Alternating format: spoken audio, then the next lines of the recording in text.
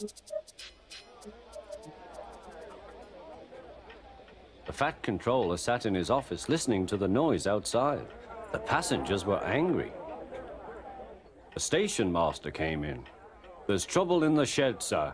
Henry is sulking, there's no train, and the passengers are saying this is a bad railway."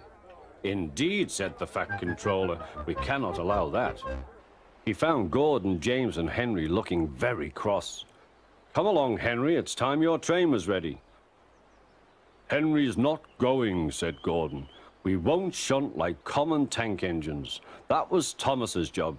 We are important tender engines. You fetch our coaches and we will pull them.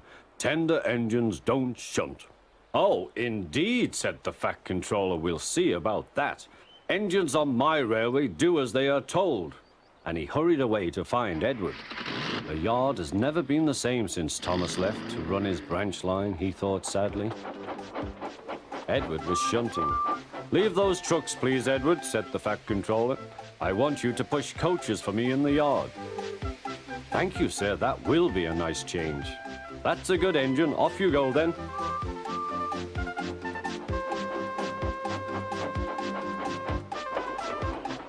So Edward found coaches for the 3 engines, and that day the trains ran as usual.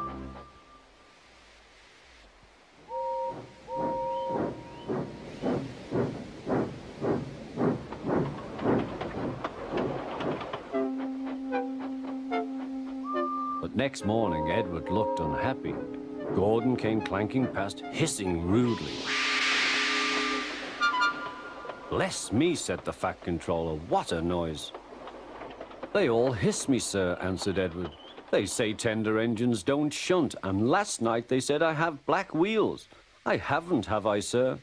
"No, Edward, you have nice blue ones, and I'm proud of you. Tender engines do shunt, but all the same, we do need another tank engine here."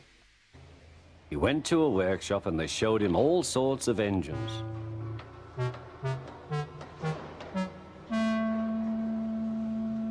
At last he saw a smart little green engine with 4 wheels.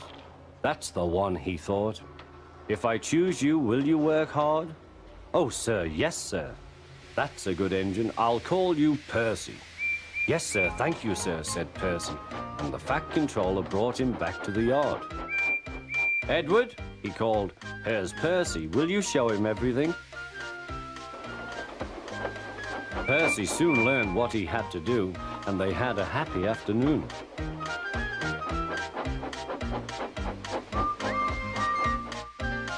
Then Henry came by, hissing as usual. "Chee!" went Percy. Henry jumped and ran back to the shed. "How beautifully you wheeshed him," laughed Edward. "I can't wheesh like that." "Oh," said Percy, "that's nothing. You should hear them in the workshop. You have to wheesh loudly to make yourself heard." Next morning, Thomas arrived. "The Fat Controller sent for me. I expect he wants help," he said to Edward. "Shh, here he comes," replied Edward. "Well done, Thomas. You've been quick. Listen, Henry, Gordon, and James are sulking. They say they won't shunt like common tank engines. So I have shut them up, and I want you both to run the line for a while." "Common tank engines, indeed," snorted Thomas. "We'll show them." "And Percy will help too." "Oh, sir, yes, sir. Please, sir," answered Percy. Edward and Thomas worked the main line, greeting each other as they passed by. Percy puffed along the branch line. Thomas was anxious about Annie and Clarabelle, but both driver and guard promised to take care of them. There were fewer trains, but the passengers didn't mind. They knew the 3 other engines were having a lesson. Gordon, James, and Henry were cold, lonely, and miserable. They wished now they hadn't been so silly.